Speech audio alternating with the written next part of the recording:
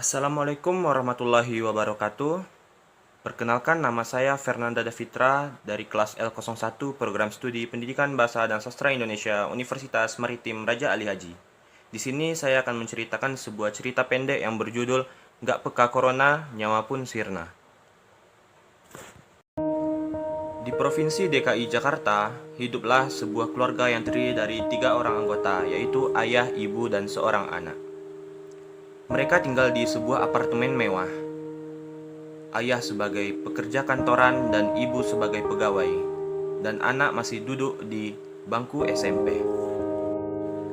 Mereka memiliki kesibukan masing-masing setiap harinya. Ayah dan ibu pergi bekerja, sementara anak pergi ke sekolah. Namun, ayah dan ibu bekerja dari pagi hingga malam, sementara anak hanya tinggal sendirian di apartemen setelah pulang sekolah.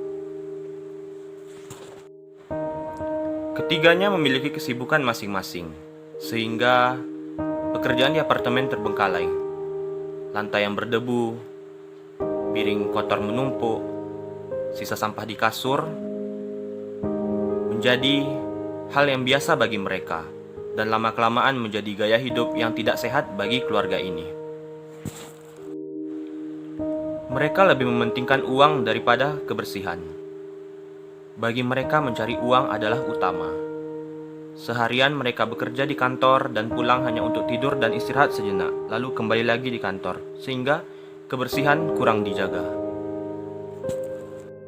Sampai Corona datang ke Indonesia. Virus itu menyebar di Provinsi Jakarta.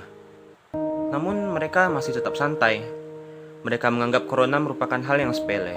Mereka masih melakukan rutinitas seperti biasa, masih melakukan pola hidup yang tidak sehat, dan lingkungan kebersihannya masih tidak dijaga. Bahkan anjuran dari pemerintah untuk di rumah aja tidak dihiraukan oleh keluarga ini. Sang ayah masih sempat mengambil lembur kerja, anak masih ke mall, sementara orang tuanya masih berleha-leha.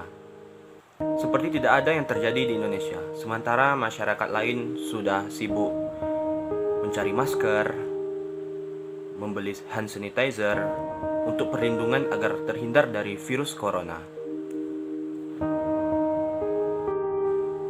Karena tidak mengikuti anjuran pemerintah, sehingga mereka melakukan hal-hal rutinitas seperti biasa di luar rumah, berdampak buruk pada akhirnya. Suatu hari, ayahnya merasa demam dan batuk kering. Lalu tiba-tiba ayahnya pingsan di kantor. Dan ayah pun dilarikan ke rumah sakit. Setelah menjalani perawatan intensif beberapa waktu, ternyata diketahui bahwa ayah telah mengidap positif corona. Setelah diketahui bahwa ayah positif corona, petugas pun menjemput paksa sang anak dan ibu. Setelah diselidiki dan dites juga, hasilnya ibu dan anak juga positif corona. Ketiga anggota keluarga ini dikarantina dan diasingkan agar tidak menularkan virusnya kepada yang lain. Setiap petugas yang mengunjunginya harus memakai alat pelindung diri.